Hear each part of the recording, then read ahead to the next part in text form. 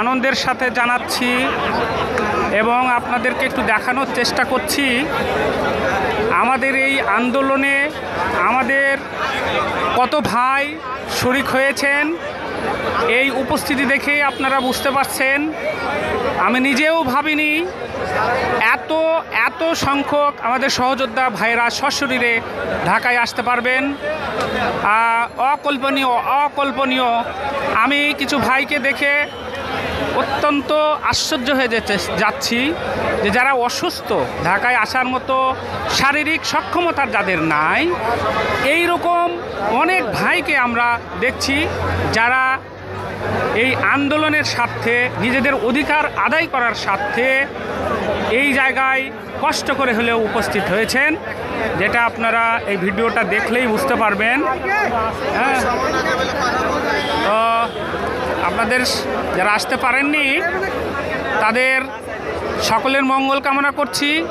আর আপনারা আমাদের জন্য দোয়া করবেন। আমরা যেই উদ্দেশ্য নিয়ে এখানে উপস্থিত হয়েছি, আমাদের সেই উদ্দেশ্য যেন সফল করে আমরা আমাদের কর্মস্থল এবং আমাদের নিজ বাসায় ফিরতে পারি। সম্মানিত সহযোদ্ধা ভাইরা, আপনারা এই উপস্থিতি দেখেই বুঝতে পারছেন এখানে হাজার হাজার আমাদের সহযোদ্ধা ভাইরা উপস্থিত হয়েছেন। আপনারা দোয়া করবেন আমাদের জন্য। এই সংক্ষিপ্ত ভিডিওটা পাঠালাম। আমরা এই যে বৃষ্টির মধ্যে, রৌদ্রে, কখনো রোদ কখনো বৃষ্টি, এর মধ্যেও আমরা আমাদের সমন্বয়ক ভাইদের নির্দেশনা মেনে এই জায়গাতেই অবস্থান করছি।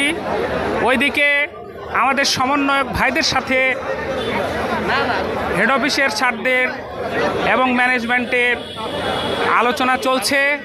আমরা আশা করছি অচিরেই আমরা আমাদের সেই কাঙ্ক্ষিত ফলাফল আমরা পাব।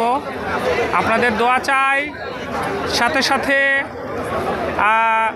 আমাদের জন্য দোয়া করবেন এটাও যেন আমরা সুন্দরভাবে কোনো দুর্ঘটনা ছাড়াই আল্লাহ যেন এর উত্তম ফায়সালা দান করেন এবং আমাদের মনের আশা পূরণ হয়। দীর্ঘদিন থেকে আমরা বঞ্চিত, আমরা নিপীড়িত, আমাদের কথা কেউ বোঝে না। আমরা আসতে চাইনি এইরকমভাবে, তারপরেও আসতে হয়েছে। শুধু কিছু গাদ্দার মুনাফিকরা যারা আমাদের সাথে বারবার প্রতারণা করেছে, সেই প্রতারণার সঠিক এবং উত্তম জবাব দেওয়ার জন্যে আমরা এখানে এসেছি মূলত। এবং আমরা কোনো গাদ্দারিকে মানব না, কোনো ষড়যন্ত্রকারীর ষড়যন্ত্র আমরা মানব না, কোনো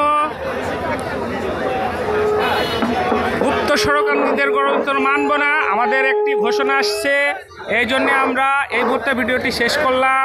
আসসালামু আলাইকুম ওয়া রাহমাতুল্লাহ।